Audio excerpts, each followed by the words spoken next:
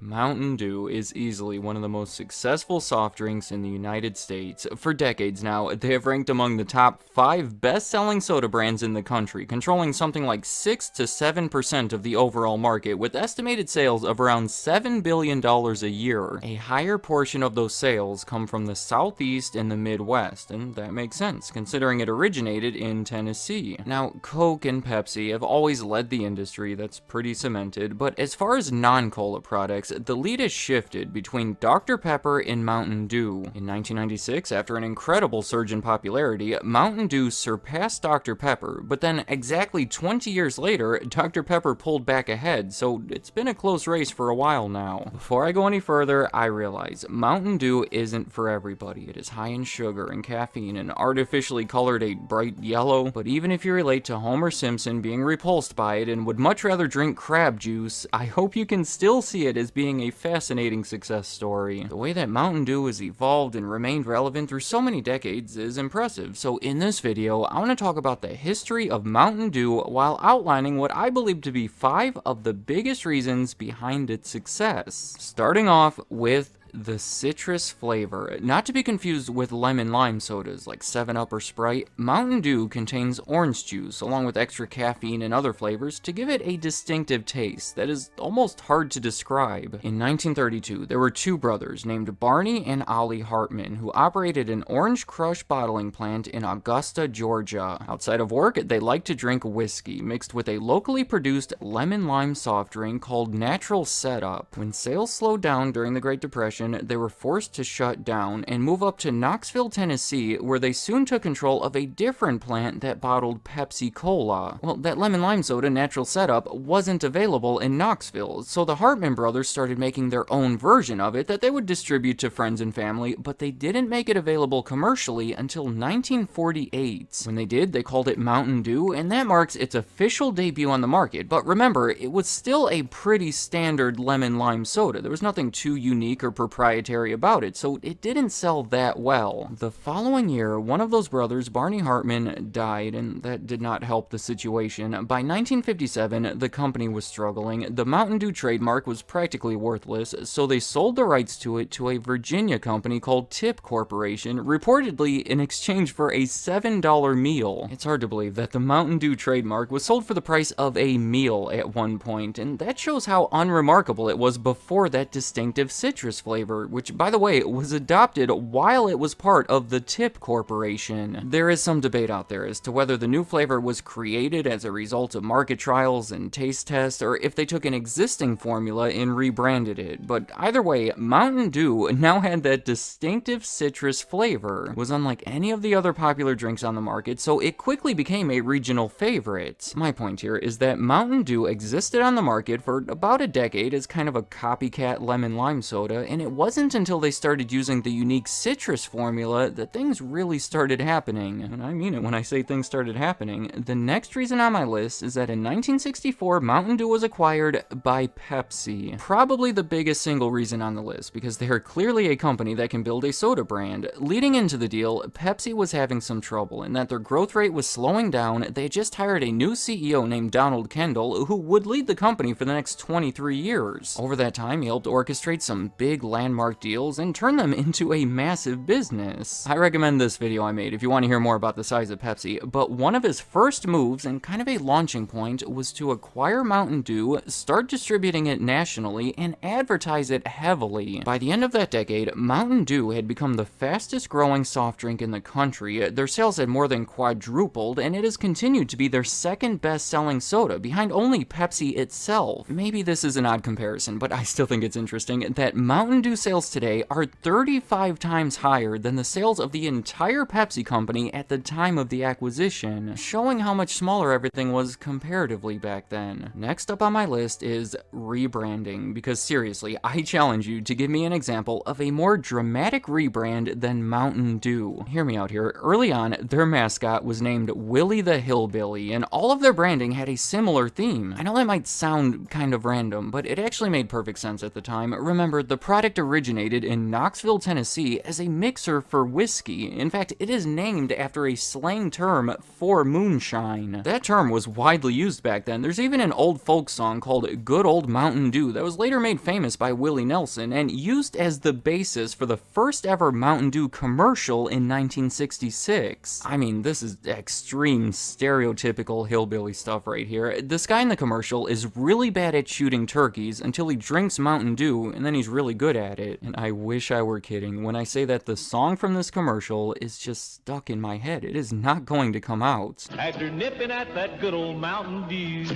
Hillbillies had become a big thing in pop culture at the time. One of the biggest TV shows was the Beverly Hillbillies, so they leaned into it with taglines like Yahoo Mountain Dew and it'll tickle your innards.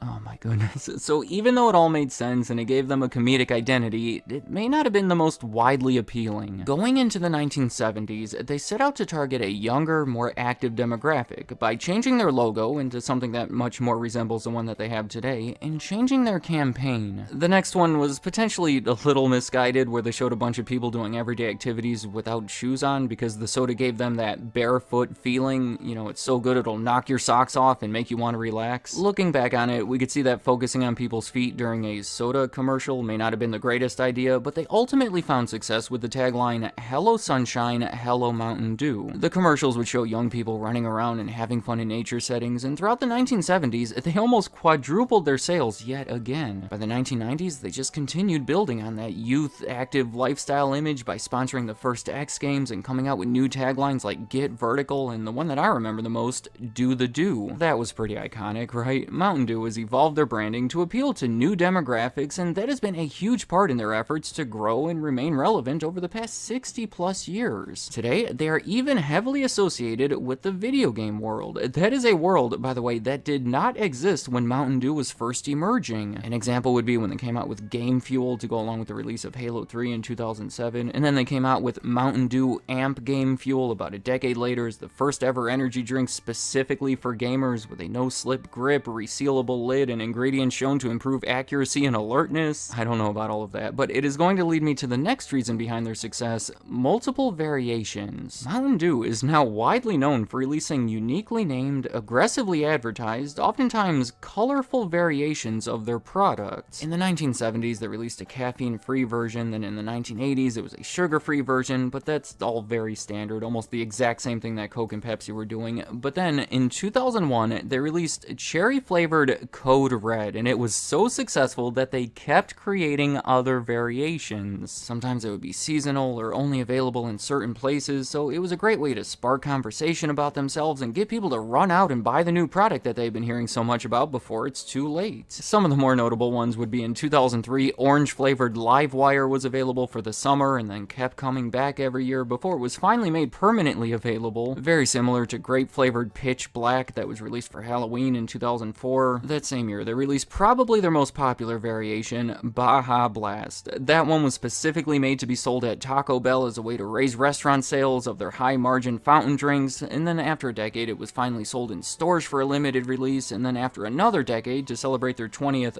Baja-versary, it was put in stores for the full year. In 2008, they had this Dew-mocracy campaign, I'm saying a lot of new words in this video, where soda drinkers helped develop a flavor based on interactive games on their website, and then they voted on 3 finalists that were sold in stores over the summer. After 350,000 votes, 42% of them said they preferred blue raspberry flavored Voltage, and that became the new flavor. And then on top of that, there have been various energy drinks that use the Mountain Dew branding. I can truly be here for the next hour detailing various Mountain Dew variations, but I'm not going to do that because my intention here is simply to express how they have stayed relevant by repeatedly releasing new flavors with catchy names and labels that typically prove to be popular.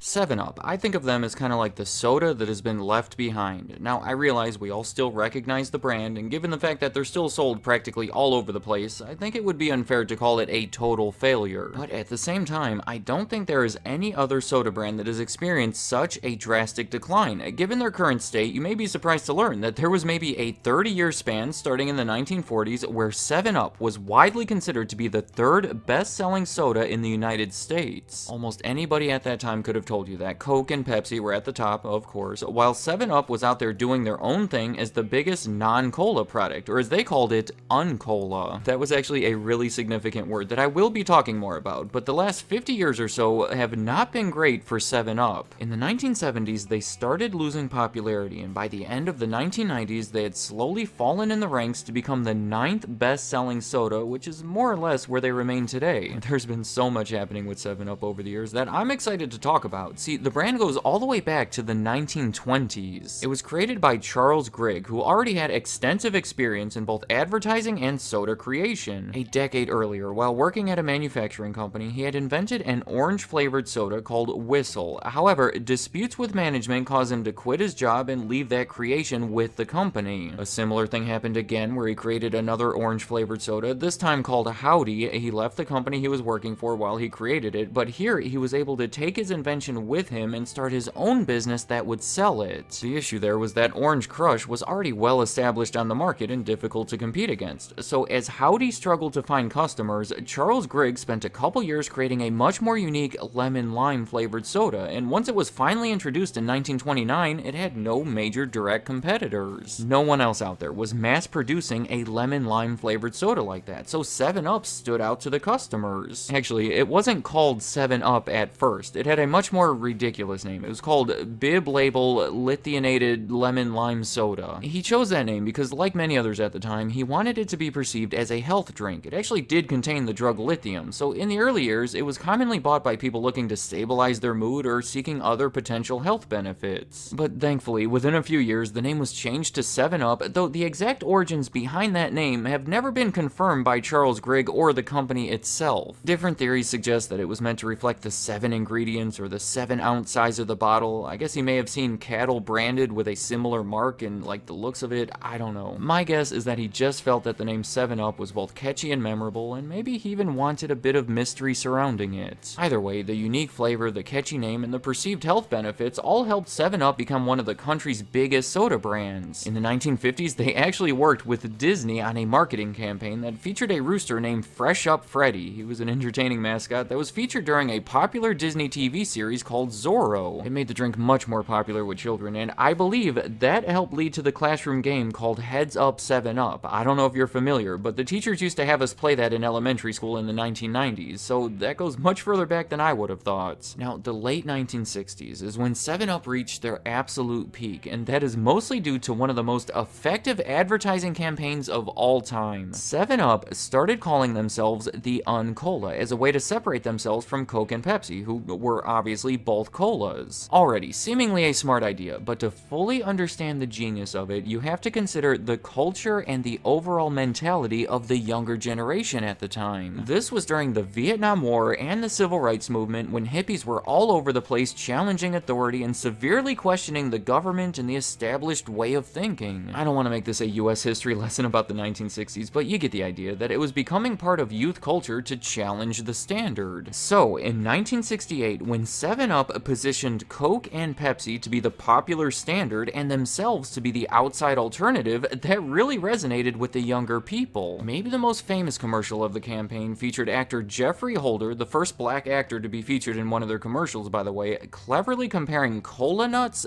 to uncola nuts. The uncola nuts were just a lime and a lemon. As I said, that was their height. It launched their popularity higher than it ever was before, but sadly, they could not maintain it. Just a few years later, by the early 1970s, 7-Up started to decline and things just continued getting worse. Remember, for so many years, 7-Up was the only notable lemon-lime soda on the market, and all of that changed in a major way in 1961 when Coca-Cola introduced Sprite. Within 5 years, it was available to practically everybody in the US, and by the 1970s, it was stealing away market share and becoming the new favorite to many customers throughout the country, and just overall becoming a major concern for 7-Up. In 1978, 7-Up was bought by the tobacco company Philip Morris. I want to make it clear that 7-Up was already struggling, and despite a lack of experience in the soda industry, many believed that Philip Morris could potentially be the perfect ones to revive the brand. See, in the years leading up to this, their marketing approach was largely responsible for popularizing the cigarette brand Marlboro and the beer brand Miller. Maybe not the best brands to be promoting, but it did prove what they could do. So people were optimistic optimistic about the acquisition, but honestly, when looking back, it seems like reviving 7-Up at that time would have been almost an impossible task. Consider that during the Uncola campaign that was so successful, the main goal of it was to get people away from cola and toward lemon lime. But now, with Sprite on the market in such a big way, and with Pepsi soon introducing their own version called Slice that had its own gimmick containing 10% fruit juice, simply pushing people away from cola didn't necessarily mean that they were pushing people towards 7-Up. So, the new advertising campaign was not to focus on the lemon lime, but to focus on the fact that 7-Up did not have caffeine while many of the other leading sodas did. In 1981, they even introduced a mostly caffeine-free cola called Like that was obviously never too successful. Introducing Like. Like doesn't add caffeine like Coke and Pepsi. Like gets its excitement from full, rich cola taste. Pepsi Free came out the following year, caffeine-free Coca-Cola came out the year after that, and many of the bottlers had loyalty to those brands, so they wouldn't even distribute Like, and 7-Up had a hard time getting it out there. In the end, 7-Up lost tens of millions of dollars for Philip Morris. A struggling brand when they bought it was struggling even worse 8 years later when they were admitting defeat and finally looking to sell it. I mean, with all the resources, the experience, the relationships, the customer loyalty of the Coke and Pepsi companies, how could Philip Morris have possibly competed with them? In fact, it sure seems like the only way 7-Up truly had a chance at becoming significant again is if either Coke or Pepsi were to take it over. And in 1986, that came so close to happening. There was already an agreement to sell 7-Up to Pepsi, where a Pepsi representative said 7-Up is a top quality product that has the potential to become one of the most popular soft drinks in the world. They even said Pepsi would put its full marketing muscle behind 7-Up to build its share of the market. Obviously, they had big plans for it. Meanwhile, Coca-Cola had agreed to buy Dr. Pepper, but ultimately the FTC stepped in and said that neither deal was allowed to happen because it would create too much of a monopoly within the industry. Though I will point out that Pepsi did buy the international operations of 7-Up, just nothing in their core market of the United States. But what did end up happening in the US is a bit confusing. Essentially, an investment bank from Dallas named Hicks and Haas put together a deal where they bought Dr. Pepper in a leveraged buyout for about $400 million. Then, only a few months later, they also bought 7-Up for $240 million. 2 years later, the two companies were combined into a new company called Dr. Pepper 7-Up in a deal that valued them at $1.3 billion. Kind of a strange situation where instead of competing against each other as parts of Coke and Pepsi, they combined forces to try to compete against Coke and Pepsi. And this new combined company was fairly successful in that their sales were increasing each year, but it was a situation where Dr. Pepper was growing like crazy while 7-Up was continuing to struggle. By 1993, when they became a public company as a way to raise money to pay off part of the $1 billion in debt that they had accumulated from the leveraged buyouts, Dr. Pepper was the 4th best-selling soda brand, while 7-Up was the 8th best-selling. The issue there, I believe, was the fact that Coke and Pepsi were heavily promoting their own versions of 7-Up, while Dr. Pepper remained mostly unrivaled. In 1995, Dr. Pepper 7-Up was acquired by Cadbury Schweppes for $1.7 billion.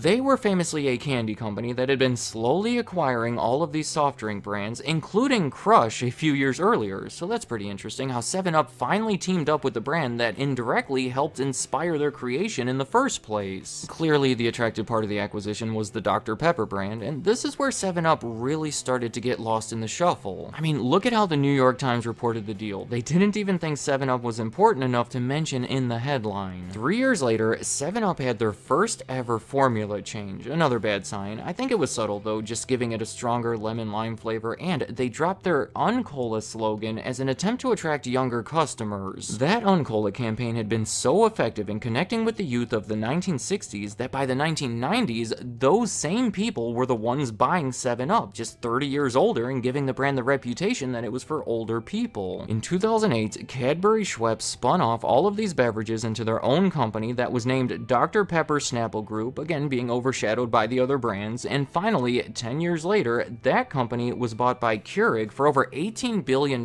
forming Keurig Dr. Pepper, again being overshadowed by the other brands. Today, 7-Up is just one of many beverages owned by that company. I wouldn't say they stand out in any major way, certainly not like they used used to. In fact, they have been declining for so long that I would bet that most of the people watching this probably had no idea that 7-Up used to be such a big deal. Let me know in the comments, did you know that 7-Up used to be such a big deal? I think it's a great story, but kind of a depressing one. Well, obviously, if you're a big 7-Up drinker, this hasn't been the easiest 10 or so minutes for you to watch, but also, it demonstrates how larger companies can push smaller ones right out of the market. Do you ever drink 7-Up, or do you prefer one of the competing products? And I also want to ask, have you ever played the video game from the 1990s, where you play as their mascot at the time named Cool Spot? It's the dot from the label brought to life. They were always attempting to bring in a younger audience. Actually, I do think that they are now part of a company that likely has the ability to revive the brand to an extent, but is it even worth trying it at this point? It's been so long, and I don't know if the demand is really there. Just more things to think about, so any thoughts you have about 7-Up or anything else in this video, leave them in the comments. I'd like to hear what you have to say.